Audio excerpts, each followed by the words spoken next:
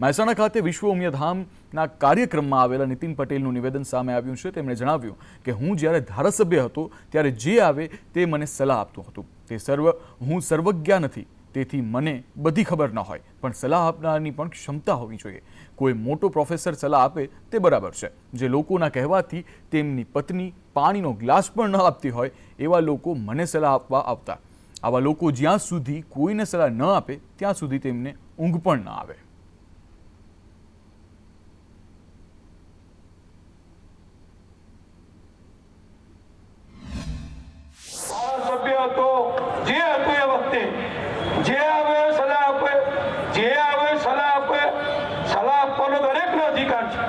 અમે કઈ સર્વજ્ઞ નથી, અમને બધી જ ખબર છે, અમે બધા જ કામના અનુભવી છીએ, અમે બધી જ કામમાં નિષ્ણાત છીએ એવું નથી, પણ સલાહ આપનારની કેપેસિટી કોઈ મોટો પ્રોફેસર હોય અને મને કંઈક લખવામાં સલાહ આપત બરોબર।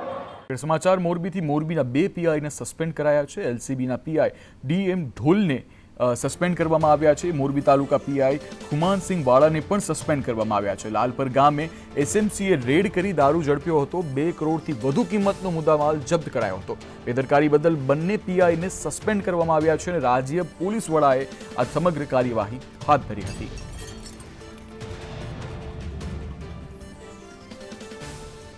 લાલપર ગામે એસએમસીએ રેડ કરી હતી, જેમાં દારૂનો મોટો જથ્થો પકડાયો હતો, જેમાં મોરબી તાલુકાના પીઆઈ ખુમાનસિંહ વાળાને સસ્પેન્ડ કરાયા છે અને તેની સાથે જ અન્ય એક એલસીબીના પીઆઈ ડીએમ ઢોલને સસ્પેન્ડ કરવામાં આવ્યા છે।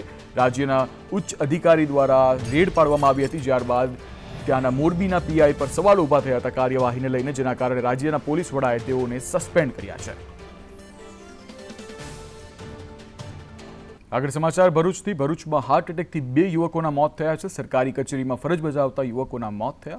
જનસેવા કેન્દ્રના કોમ્પ્યુટર ઓપરેટરનું હાર્ટ એટેકથી મોત થયું છે। કલેક્ટર કચેરીમાં ફરજ બજાવતા યુવકનું મોત થયું છે। સદંતર રાજ્યભરમાં હાર્ટ એટેકના કેસ નોંધાઈ રહ્યા છે, જેમાંથી 2 યુવકના ફરી એક વખત હાર્ટ એટેકથી એક જ દિવસમાં કરુણ મોત નીપજ્યા છે।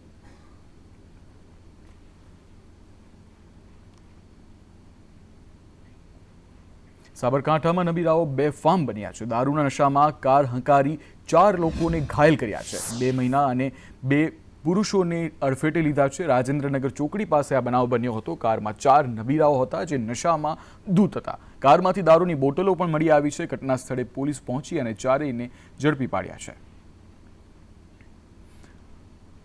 દારૂ પી અને ગાડી હાંકવાનું સમગ્ર રાજ્યમાં હાલ એક ટ્રેન્ડ થઈ ગયું તેવું લાગી રહ્યું છે, કારણ કે વારંવાર એક્સિડન્ટ અને ઘટના આવી બનતી હોય છે। ત્યારે ફરી એક વખત સાબરકાંઠામાંથી આ ડ્રિંક એન્ડ હિટની ઘટના સામે આવી છે, જેમાં 4 નરાધમોની ધરપકડ કરવામાં આવી છે। આગળ સમાચાર વલસાડથી। વલસાડ જિલ્લામાં અકસ્માતમાં યુવકનું મોત નીપજ્યું છે। પારડીના પલસાણા ગામે અકસ્માતમાં યુવકનું મોત થયું છે। 2 ટુ વ્હીલર વચ્ચે અકસ્માતમાં યુવકનું મોત નીપજ્યું છે। ટુ વ્હીલર પર સવાર યુવકની માતા ઇજાગ્રસ્ત થઈ છે અને પારડી પોલીસ મથકમાં અકસ્માત મુદ્દે હાલ પોલીસ ફરિયાદ નોંધાઈ છે।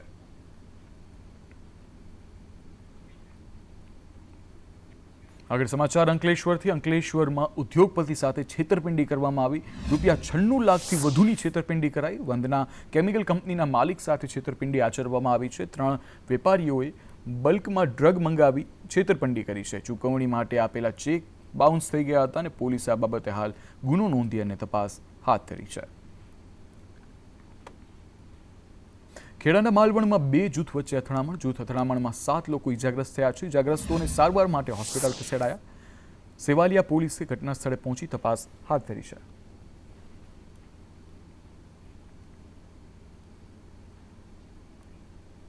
આગળ સમાચાર સુરતથી। સુરતમાં 10 વર્ષની બાળકીના મોતમાં ખુલાસો થયો છે। બાળકી પર ગેંગ રેપ બાદ હત્યા કરી હોવાનો ખુલાસો થયો છે। બાળકીના પોસ્ટમોર્ટમ રિપોર્ટમાં ખુલાસો થયો છે। કડોદરા પોલીસે 2 નરાધમોની ધરપકડ કરી છે। ગેંગરેપ બાદ બાળકીનું ગળું દબાવી અને હત્યા કરવામાં આવી હતી। 5 દિવસથી મિસિંગ હતી અને રવિવારે એ કંઈ મળી આવેલી, તો એના પછી એ પોસ્ટમોર્ટમ માટે લાવેલા, તો પોસ્ટમોર્ટમમાં એના શરીર ઉપર 8 થી 10 ઉજરડા અને ચકામાં જે ઈજા મળેલા, સેક્સ્યુઅલ કૃત્ય કરેલું જણાય છે। જાડી ઝાંખરામાં એ બાળકીનું અર્ધનગ્ન હાલતમાં મૃતદેહ મળી આવેલ જેનું તાત્કાલિક એક્ઝિક્યુટિવ મજિસ્ટ્રેટની રૂબરૂ સરકારી પંચોને રાખી અને ઇન્ક્વેસ્ટ પંચનામું ભરેલું અને ફોરેન્સિક વિભાગને જાણ કરતાં ફોરેન્સિક પીએમ કરવાની તજવીજ ધરવામાં આવેલ. આ ફોરેન્સિક પીએમના પ્રાથમિક તારણ મુજબ બાળકી ઉપર રેપ કરી અને એનું મર્ડર કરેલાનું તારણ મળતા પછી 2 શકમંદ ઈસમો ને લાવી પૂછપરછ કરતા અને એમણે આ પ્રકારનું જધન્ય કૃત્ય કરેલાનું કબૂલ કરેલ છે. જેમાં આરોપી એક દીપક શિવદર્શન કોરી જેની 23 વર્ષ ઉંમર છે. એટલે ઝડપથી ચાર્જશીટ થાય, ઝડપથી કેસ ચાલે અને આ બંને ગુનેગારોને કડકમાં કડક સજા થાય એ પ્રકારની કાર્યવાહી સુરત રૂરલ પોલીસ કરી રહી છે. આગળ સમાચારોમાં વાત કરીએ તો કેડિલાના માલિક રાજીવ મોદીની વધી શકે છે મુશ્કેલી. પીડિતાએ રાજીવ મોદી સામે ગ્રામ્ય કોર્ટમાં અરજી કરી છે. રાજીવ મોદી સામે સીબીઆઈ તપાસની માંગ કરતી અરજી કરવામાં આવી છે. પોલીસ યોગ્ય તપાસ ન કરતી હોવાની પીડિતાની રજૂઆત છે. રાજીવ મોદી સામે દુષ્કર્મ કેસની ફરિયાદ નોંધાઈ છે. વધુ સુનાવણી 6 એપ્રિલે ગ્રામ્ય કોર્ટમાં થશે. સુનાવણી એ સમરી ફાઇલ થઈ છે, એમાં કોઈ જગ્યા સીડીઆરનો પાર્ટ નથી, કોઈ બી સ્લેક એપ્લિકેશનના મેસેજ નથી, જેટલા બી રેલેવન્ટ વિટનેસીસ છે એમના બી કોઈ નિવેદનો નથી. તો એ જેટલી બી રજૂઆતો અમારા તરફથી હતી અને સીબીઆઈ ઇન્વેસ્ટિગેશનને શેના માટે આપવી જોઈએ આ મેટર, એ બધી રજૂઆતો અમે કરી છે. તો કોર્ટે પોલીસવાળાને નોટિસ કાઢી છે અને એમને કીધું છે કે તમે ડાયરેક્ટ સર્વિસ લઈને પોલીસવાળાને આ નોટિસ બજાવીને એમને બી એક કોપી આપી દો. તો 6-4 તારીખ નેક્સ્ટ રાખી છે જ્યારે આ મેટર સાંભળવામાં આવશે. આગળ સમાચારમાં વાત કરીએ તો ભાવનગરમાં જર્જરિત ઇમારતોનો ભાગ તૂટ્યો. મુખ્ય બજારમાં જર્જરિત ઇમારતોનો ભાગ તૂટ્યો. ઇમારતનો ભાગ તૂટતા બાળકી સહિત 2 લોકોને ઈજા પહોંચી છે. બજારમાં ખરીદી કરવા આવેલી માતા પુત્રીને ઈજા, બંનેને સારવાર માટે હોસ્પિટલ ખસેડાયા છે.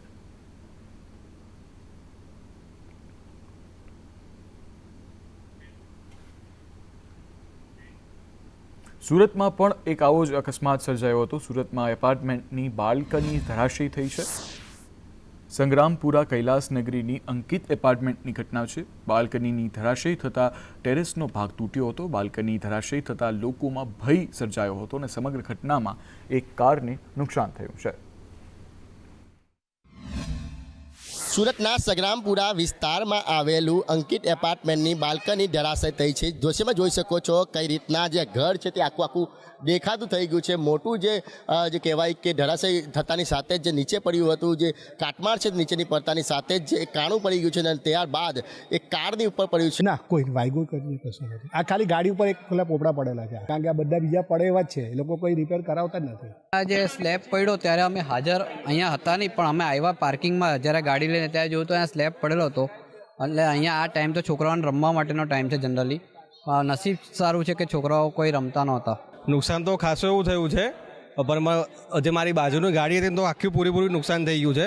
જે રીતના કારના પર ફૂરચા બોલી ગયા છે. આ દ્રશ્યમાં જોઈ શકો છો કઈ રીતના મોટું કાટમાળ પડ્યું છે. જો કોઈ માણસની ઉપર પડે તો તેની જાન જવાનું બિલકુલ નક્કી છે. હાલ જે ઘટના બની છે તેને લઈને ભયનો માહોલ છવાયો છે અને અત્યારે ફાયર વિભાગ આવી ગયું છે અને ફાયર વિભાગ તમામ જે કામગીરી છે કાટમાળ હટાવવાની તે શરૂ કરી દીધી છે. કેમેરા પર્સન અજીત પટેલ સાથે મનીષ પરમાર, સંદેશ ન્યૂઝ, સુરત. ખેરાલુના હાટડિયા પાસે પરમાર વાસમાંથી હિંસક જાનવર વેજુ પકડાયું.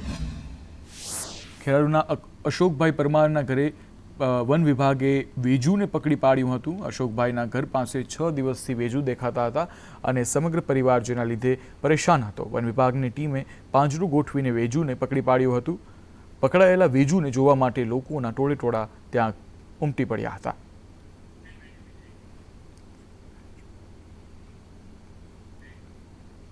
આરટીઈની પ્રવેશ પ્રક્રિયાનો સમય લંબાવવામાં આવ્યો છે. 30 માર્ચ સુધી ઓનલાઈન અરજી કરી શકાશે. અગાઉ 26 માર્ચ છેલ્લી તારીખ હતી, જેને હવે વધારવામાં આવી છે.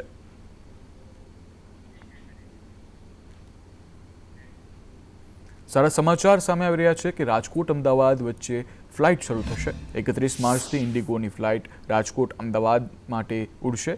78 સીટની કેપેસિટી સાથેની આ ફ્લાઇટ ભરશે ઉડાન. ઇન્ટરનેશનલ કનેક્ટિવિટી ધરાવતા મુસાફરો માટે આ ફ્લાઇટ ખૂબ જ ઉપયોગી સાબિત થઈ શકે છે.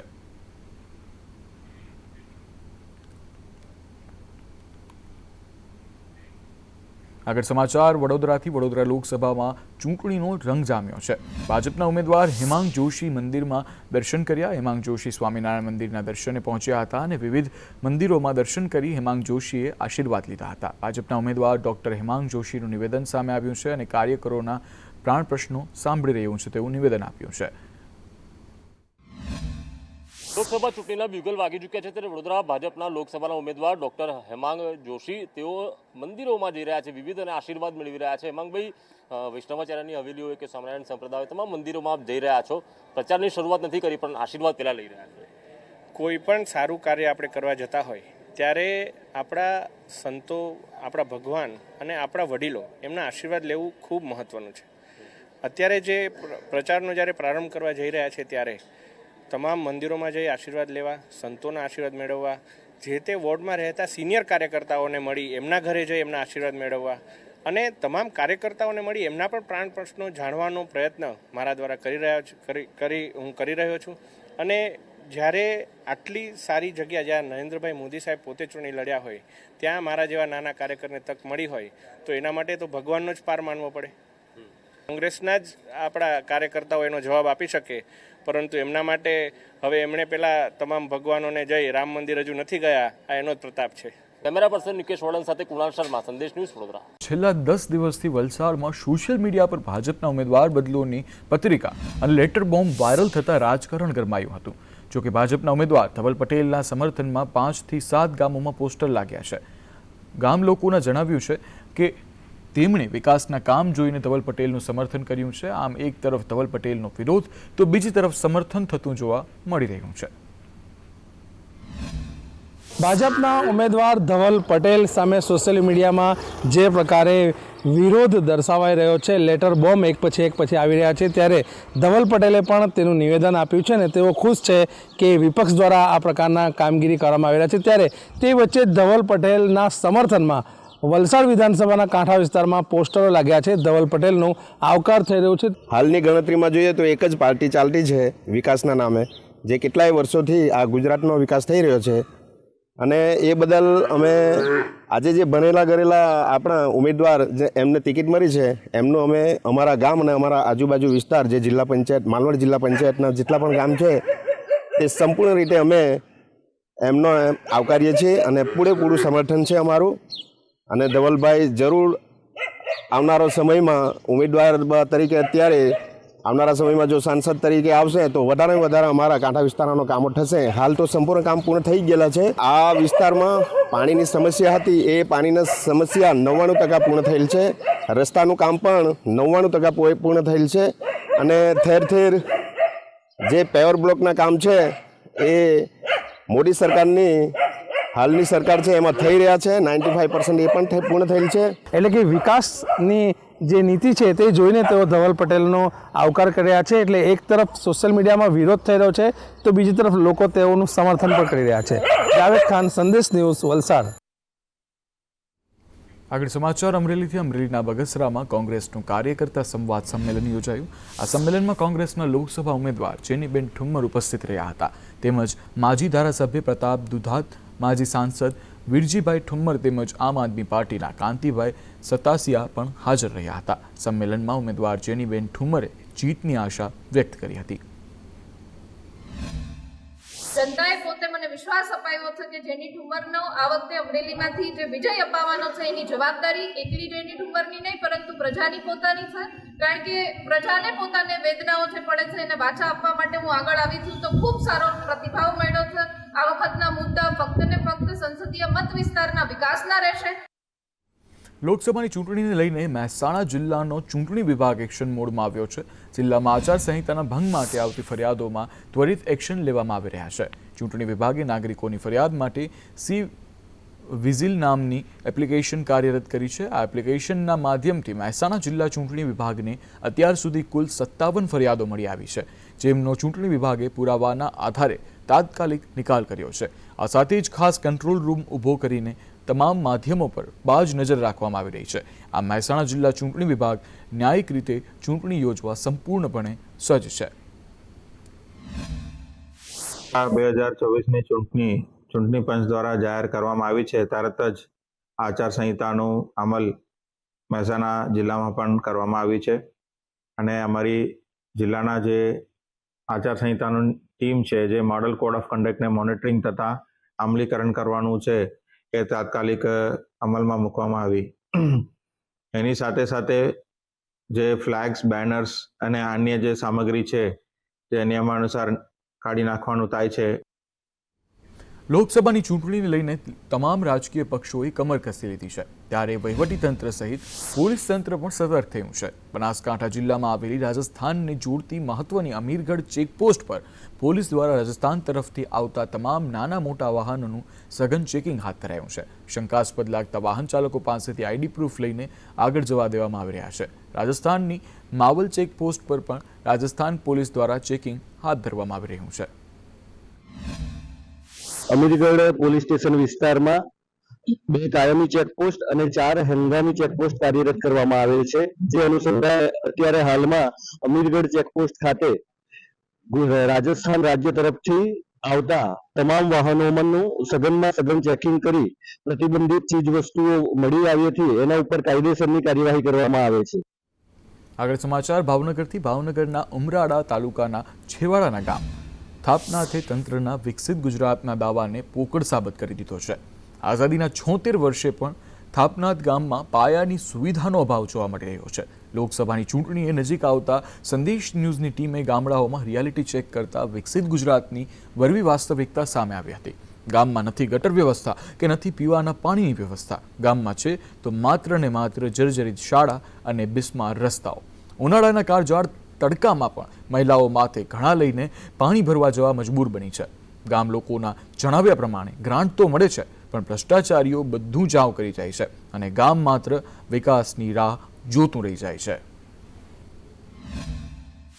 હા, અમારે આ ચોગઠ પંચાયતનો એક થાપનાથ વિસ્તાર જે ચોગઠની અંદર આવે છે અને જ્યાં હમણાં હાલમાં અમારે જળમનું કામ થયેલું છે તળાવની અંદર, જે કામ અપૂરતું અયોગ્ય હોવા છતાંય અમારા ગામનું આ લોકોએ અમારે ગ્રાન્ટ ઉપરથી આવેલી હતી 3 લાખની, જે કેન્દ્ર સરકારની 15માં નાણાં પંચની ગ્રાન્ટ હતી, જેનું પંચાયતે પૂરેપૂરો એમાં ભ્રષ્ટાચાર કરેલો છે. ચોક્કસ થયો છે. અમારા ગામમાં જે કૂવો બન્યો છે એમાં 100% ભ્રષ્ટાચાર થયેલો છે.